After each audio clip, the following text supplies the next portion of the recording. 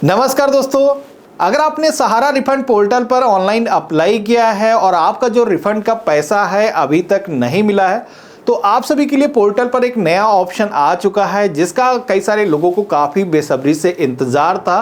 तो अभी आप पोर्टल पर देखोगे कि एक नया ऑप्शन गवर्नमेंट ने जोड़ा है जो कि है रीसबमिशन लॉगिन का, जहां पर अगर आपके अकाउंट में कोई भी डेफिशिएंसी आई है, आपका जो पैसा है अगर आपको नहीं दिया गया है, तो यहां पर आप अपनी जो प्रॉब्लम है उसको देख सकते हो, उस प्रॉब्लम को आप फिक्स कर सकते हो, जिसके बाद में आपका जो पैसा है वो इजी तरीके से आप सभी को मिल पाएगा। तो अभी जैसे कि ये ऑप्शन नया दिया गया है, कैसे इस ऑप्शन का आपको यूज करना है, कैसे डिटेल्स को अपनी फेच करना है, यहां पर मैं आपको पूरा प्रोसेस बताने वाला हूं जिससे कि आप इजी तरीके से अप्लाई कर पाओ। तो सबसे पहले तो हम यहाँ पर रीसबमिशन लॉगिन इस ऑप्शन पे क्लिक करेंगे। अब जैसे आप क्लिक करोगे तो आप यहां पर देखोगे कि ये जो नया पोर्टल आया है जिसमें कि रीसबमिशन डेडिकेटेड इस पे हो सकेगा। अब कई सारे लोगों ने जब अप्लाई किया तो उनकी जो डिटेल्स हैं वो फेच नहीं हुई, जिसकी वजह से उनका जो अकाउंट है वो डेफिशिएंसी में आ गया है। उसको आपको कैसे फिक्स करना है यहाँ पर मैं आपको बताने वाला हूँ। तो सबसे पहले तो आप सभी को रीसबमिशन के लिए यहाँ पर लॉगिन करने के लिए बोला जाता है, तो लॉगिन की जो टैब दी गई इस पर आपको क्लिक करना है। तो जैसे मैंने क्लिक किया है तो अब यहाँ पर इस पोर्टल पर आपको लॉगिन करने के लिए आपका जो CRN नंबर है, जब आपने ऑनलाइन एप्लीकेशन फिल किया होगा, यहाँ पर आपको एक रिक्वेस्ट नंबर मिलता है क्लेम का, वो यहाँ पर दर्ज करना है। इसी के साथ में ये जो कैप्चा कोड है ये कैपिटल स्मॉल जैसा है, सेम इस बॉक्स में आपको इंटर करना है। इसके बाद में आपको वैलिडेट के ऑप्शन पे क्लिक करना है। तो यहाँ पर आपको रीसबमिशन कैसे करना है, डेफिशिएंसी जो आपके अकाउंट में है उसको कैसे फिक्स करना है, उसका पूरा प्रोसेस मैं आपको बताऊंगा। उससे पहले आप सभी को यहाँ पर दिखा देता हूँ कि ये जो पोर्टल है जिसके अंदर रीसबमिशन का जो ऑप्शन है वो किन लोगों के लिए अवेलेबल होगा। तो यहाँ पर आप देखोगे कि फर्स्ट फेज के अंदर यहाँ पर आप देखोगे कि अगर आपका अमाउंट 0 से 10,000 रुपए तक का है तो 15 नवंबर से आप अपना जो रीसबमिशन है वो कर पाओगे। इसी के साथ में फेज सेकंड में ये जो पोर्टल है उन लोगों के लिए ओपन हो जाएगा जिनका जो अमाउंट है वो 20,000 रुपए तक का है। तो यहाँ पर 25 नवंबर से उन लोगों के लिए जो पेज है वो ओपन हो जाएगा, यहाँ पर आप रीसबमिशन अपना कर सकोगे।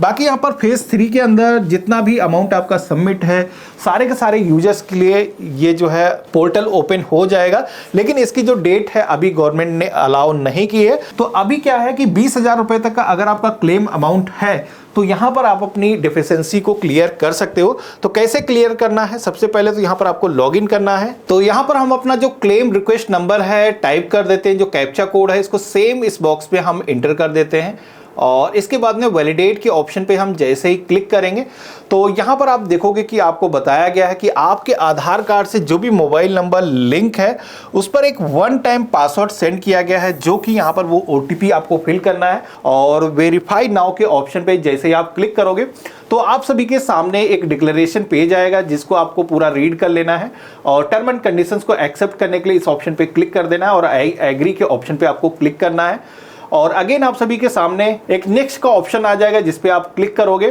तो यहाँ पर आप सभी का जो आधार नंबर है उसके कुछ नंबर्स यहाँ पर दिखाए जाएंगे। इसी के साथ में गेट OTP का एक ऑप्शन आपको दिखेगा जिसमें कि यहाँ पर आपके इस आधार नंबर से जो भी मोबाइल नंबर लिंक होगा उस पर भी एक OTP को भेजा जाएगा, जो कि यहाँ पर हमें गेट OTP के ऑप्शन पे क्लिक करना है।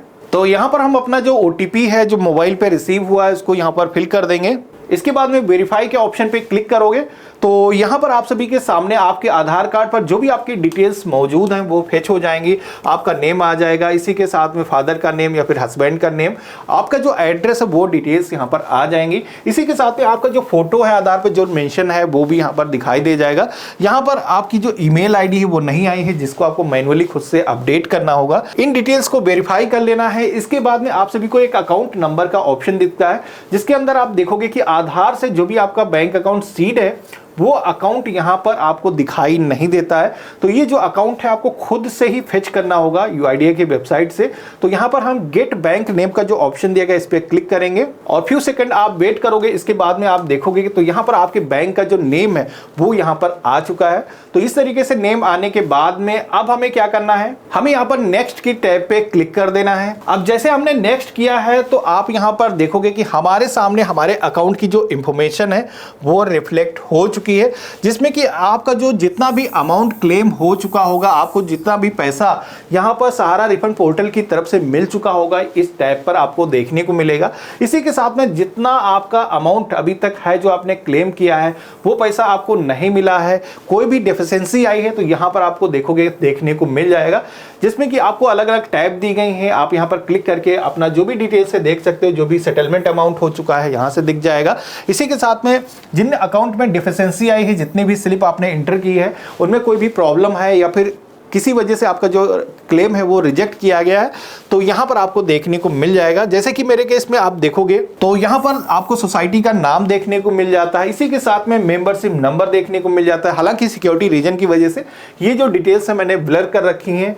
यहाँ पर आपने जितना भी अमाउंट डिपॉजिट किया होगा, जो भी आपने क्लेम के टाइम इंटर किया होगा, यहाँ पर अब देखने को मिल जाएगा। इसी के साथ में एक यहाँ पर डेफिशिएंसी का ऑप्शन आप सभी को देखने को मिलता है। ये ऑप्शन अगर आपको आ रहा है, आपको जो पैसा है वो सेटलमेंट नहीं हुआ है, पैसा अभी तक नहीं मिला है, तो आपको सबसे पहले तो क्या करना है, ये जो डेफिशिएंसी है इसको आपको क्लियर करना होगा। अब ये कैसे आप जानोगे कि क्या डेफिशिएंसी आई है, तो इसके लिए यहाँ पर ये जो लिंक दिया गया है इस पर आप क्लिक करोगे तो जैसे कि आप देखोगे कि हमने यहाँ पर डेफिशिएंसी के ऑप्शन पे क्लिक किया है, तो यहाँ पर हमें ये देखने को मिल जाता है कि हमारे अकाउंट में क्या डेफिशिएंसी है। यहाँ पर डेफिशिएंसी कोड आपको पहले तो दिए गए हैं, इसी के साथ में डेफिशिएंसी मैसेज आपको दिखाया गया है और क्या आपको एक्शन लेने की ज़रूरत होगी, यहाँ पर आप ये भी देख सकते हो। तो यहाँ पर ये रीज़न है जिसकी वजह से आपको पैसा नहीं मिला है। अब जैसे कि मेरे केस में आप देखोगे तो दो रीज़न यहाँ पर दिखाए गए हैं। पहला रीज़न है जिसमें कि आप देखोगे कि claimed deposit detail not in Sahara society database, not a member of society. इसी के साथ में सेकंड जो मैसेज दिया गया है, Aadhaar full name does not match with the database record provided by the society. तो यहाँ पर पहला जो मैसेज है उसमें बताया जा रहा है कि सहारा जो डिपॉजिट है, जिसका पैसा आपने क्लेम किया है, उनके जो डिटेल्स हैं आपसे मैच नहीं खा रहे हैं। आपने जो डिटेल्स दर्ज की हैं, आपकी डिटेल्स में कोई प्रॉब्लम हो सकती है, या फिर आपका जो आधार से नाम है वो आपकी जो स्लिप है, जो आपकी सहारा रिफंड की स्लिप है, उससे मैच नहीं खा रहा। ये दो रीजन यहाँ पर दिए गए हैं। इसके साथ में इसका जो सोल्यूशन है वो भी आपको बताया गया है कि जैसे कि आपकी जो डिटेल्स हैं वो सहारा पोर्टल पर मैच नहीं कर रही हैं, आपके पास में स्लिप मौजूद है, तो आप सभी को यहाँ पर बताया गया है कि रिप्रेजेंटेटिव जो है जो सहारा सोसाइटी का, उससे आपको कांटेक्ट करना है। इसी के साथ में आधार कार्ड की डिटेल्स में कोई भी मिसमैच है तो उसको आपको सॉल्यूशन निकालना होगा। अब यहाँ पर मैं आपको एक चीज़ दिखा देता हूँ, ये मेरे केस में ये दो कोड हैं, एरर दिखाए गए हैं, आपके केस में कुछ डिफरेंट हो सकता है, तो आपको उसके लिए यहाँ पर मैं कोड लिस्ट दिखा देता हूँ डेफिशिएंसी कोड की, उसके अकॉर्डिंग आपको सोल्यूशन बताया गया है, वो भी हिंदी में। तो इसके लिए आप दोबारा से पोर्टल पे आओगे तो यहाँ पर आपको एक ऑप्शन दिखेगा, जहाँ से आप रीसबमिशन करते हो उसी के बगल में आपको एक टैब दिखेगी डेफिशिएंसी कोड डिस्क्रिप्शन की, जिस पे आपको क्लिक करके अपने कोड जो है वहां से आप देख सकते हो। तो हम इस पे क्लिक करते हैं और यहाँ पर अभी ये जो कोड्स हैं आप देखोगे कि हमारे सामने आ चुके हैं। ये अभी इंग्लिश लैंग्वेज में है, अगर आप चाहो तो अपनी रीजनल लैंग्वेज हिंदी में इसको कन्वर्ट कर सकते हो। तो इसको हम क्लिक करते हैं तो यहाँ पर आप बेसिकली देखोगे ऊपर की तरफ आपको मैसेज भी दिखाया गया है कि अगर आपका भुगतान नहीं हुआ है किसी सृष्टि की वजह से, तो वो सृष्टि आप यहाँ पर देख सकते हो। तो अलग अलग आप देखोगे कि डेफिशिएंसी कोड दिखाए गए हैं, जैसे कि D001। तो यहाँ पर ये मैसेज अगर आपको आता है तो सबसे पहले तो क्या दिक्कत है, जमाकर्ता को धनराशि पहले ही वापस कर दी गई है, मतलब बात खत्म हो गई, आपको पैसा पहले ही मिल चुका है। तो एक्शन क्या लेना है, तो भाई यहाँ पर आपको बताया गया सोसाइटी के रिकॉर्ड के डेटा अनुसार आपकी धनराशि पहले ही वापस कर दी गई है, तो आपको इसमें परेशानी की क्या बात है। अब यहाँ पर सेकंड मैसेज है, तो यहाँ पर आप देखोगे कि D002 करके ये अगर आपको मैसेज शो होता है तो आपको क्या करना है, यहाँ पर बताया गया है कि एक ही मोबाइल नंबर से 5 से अधिक आवेदन जमा किए गए हैं, कृपया रिफंड के लिए आधार से जुड़े मोबाइल नंबर का उपयोग कर पुनः आवेदन करें। कहाँ से आते हैं लोग भाई, यहाँ एक सेटलमेंट नहीं हो रहा, 5 एप्लीकेशन लोग दे रहे हैं। खैर कोई बात नहीं, यहाँ पर देखो कि बताया गया कृपया अपना आवेदन पुनः सबमिट करने के लिए रजिस्टर्ड मोबाइल नंबर को अपने आधार से जुड़े हुए किसी अन्य मोबाइल नंबर पर अपडेट करें। तो ऐसे में आप अपना जो मोबाइल नंबर है अपडेट कर सकते हो। तो ये दो रीजन हो गए। इस तरीके से आप देखोगे कि नीचे की तरफ कई सारे रीजन दिखाए गए हैं, जैसे कि D003 है यहाँ पर। तो यहाँ पर आपको बताया गया कि अधूरा दावा फॉर्म फोटो हस्ताक्षर अनुपलब्ध, तो ऐसे में हो सकता है आपने कोई मिस्टेक की हो, फॉर्म को पूरी तरीके से ना भरा हो, जो स्कैन करके फॉर्म अपलोड करने की ज़रूरत होती है उसको आपने ना किया हो, तो यहाँ पर आपको बताया गया कि फिर से आपको रीसबमिट करना है डिटेल्स को। इसी के साथ में देखोगे कि D004 अगर आपको आता है तो यहाँ पर बताया गया कि दावा फॉर्म पर किए गए हस्ताक्षर खाता खोलने वाले फॉर्म के हस्ताक्षर मेल नहीं खा रहे। भाई कैसे चेक क्लियर हो जाएगा, समझा करो। तो यहाँ पर आपको फिर से जैसे आपने जब खाता खोला था सहारा रिफंड में, सेम उसी तरीके से सिग्नेचर करके दोबारा से सबमिट कर दो, पैसा मिल जाएगा। तो यहाँ पर ये कुछ मैंने गिनाए हैं। नीचे की तरफ आप देखोगे कि पूरी एक लिस्ट दी गई है, जो भी रीज़न है आपको उसको फिक्स करना होगा। जैसे कि देखोगे कि D007 अगर आता है तो ये जो कोड है यहाँ पर बताया गया कि अगर आपका जो अमाउंट है वो 50,000 रुपये से ज़्यादा है तो आप अपना जो पैन रिकॉर्ड है वो भी अपलोड करना होगा। अगर आपने नहीं किया होगा तब भी आपको पैसा नहीं मिला होगा। तो इस तरीके से यहाँ पर आपको एरर देखने को मिल जाते हैं, और उन एरर के लिए आपको क्या करना है बाकायदा हिंदी में आपको देखने को मिल जाता है। आपको ज़्यादातर चीज़ों के बारे में मैंने बता दिया है। बाकी यहाँ पर अगर कोई रीज़न ऐसा है तो यहाँ पर आकर के आप कोड को देख सकते हो। जैसे कि बताया गया है कि सोसाइटी द्वारा खाता खोलने का फॉर्म अपलोड नहीं किया गया है, तो मतलब अगर आपने नहीं किया है तो इस वजह से दोबारा से आपको रीसबमिशन का फॉर्म अपलोड कर दोगे तो पैसा आप सभी को मिल जाएगा। तो ये बेसिकली कुछ एरर कोड यहाँ पर गवर्नमेंट ने आपको बताए हैं। अगर हम देखें तो काफ़ी लंबी चौड़ी लिस्ट है, तो जिनको आपको फिक्स करना होगा अगर आपको पैसा अभी सहारा रिफंड योजना का नहीं मिला है। तो यहाँ पर हमें डेफिशिएंसी हमारे अकाउंट में जो भी है वो देखने को मिल चुकी है। अब उसको अगर आपको फिक्स करना है तो यहाँ पर आपको एक पेंसिल का आइकन दिख रहा होगा, यहाँ पर इस पर क्लिक करके आप अपनी जो डिटेल्स है उनको फिक्स कर सकते हो। तो जैसे कि आप देखोगे कि हमने यहाँ पर पेंसिल के आइकन पे क्लिक किया है, तो अब हमारे सामने इंफॉर्मेशन को एडिट करने का जो पेज है वो आ चुका है, जहां पर आप देखोगे कि सबसे पहले तो सोसाइटी का नाम लिखा हुआ है, आपको मिलान कर लेना है दोबारा से कि एक बार आपकी जो इन्फॉर्मेशन अगर कुछ भी प्रॉब्लम हुई तो किस वजह से हुई है। और यहां पर देखोगे कि मेंबरशिप नंबर जो आपका दिखाया गया है वो बताया जा रहा है। ये जो मेंबरशिप नंबर है ये वैलिड नहीं है। तो इस अकाउंट में अगर हम देखें तो ये जो प्रॉब्लम है शायद इसकी वजह से भी हो सकती है, क्योंकि यहाँ पर ये जो नंबर है जब वैलिड नहीं है तो गवर्नमेंट ने इस डेटा को वेरीफाई किया होगा, जिसकी वजह से ये जो धारक है इनको जो पैसा है वो नहीं मिल पाया।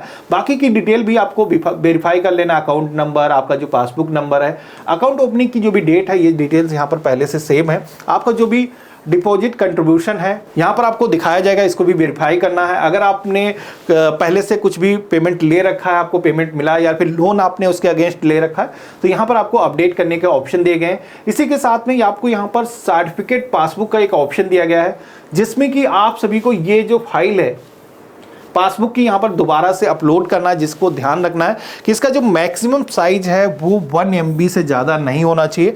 ये जो फाइल है JPG, PNG, PDF फॉर्मेट में आप अपलोड कर सकते हो। तो यहाँ पर इस तरीके से सारी इंफॉर्मेशन को आपको अपडेट करना है। अपडेट करने के बाद में जैसे ही आप फॉर्म को सबमिट करोगे, एक CRR नंबर दोबारा से आप सभी के सामने जनरेट हो करके आ जाएगा, जिसको आप सभी को नोट करके रख लेना है। तो यहाँ पर आप सभी से जितनी भी डिटेल्स मांगी जाती हैं उनको दोबारा से वेरीफाई करके यहाँ पर फिल करना है। इसके बाद में यहाँ पर आप सभी से जो पासबुक या फिर सर्टिफिकेट अपलोड करने के लिए बोला गया है उसको अपलोड करना है, और देन आप सभी के सामने कुछ इस तरीके का पेज आ जाएगा, जहाँ पर आप देखोगे कि रीसबमिशन जो करने के लिए बोला गया था, यहाँ पर आप देखोगे कि हमारी जो डिटेल्स हैं वो स्टेटस के सेक्शन में अपडेटेड हो चुकी हैं।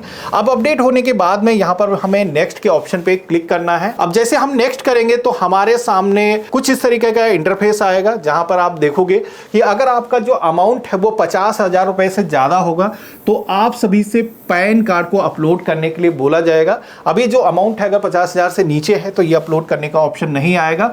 यहां पर आप देखोगे कि पैन नंबर के सेक्शन में आपको बताया गया है कि अपलोड करना है। इसी के साथ में अगर आपका जो अमाउंट है वो 5 लाख रुपए से ज्यादा है तो यहां पर आपसे ITR भी मांगा जा सकता है। आपको ITR की जो कॉपी है वो अपलोड करना है। आपने जो पैसा है वो कहां से डिपॉजिट किया, जैसे कि ज्यादा अमाउंट अगर होगा तो सोर्स ऑफ फंड भी आपसे पूछा जा सकता है। कोई अदर डॉक्यूमेंट जैसे कि पासबुक अपलोड करने के लिए बोली जाती है, तो ये भी चीजें आपको अपलोड करना है।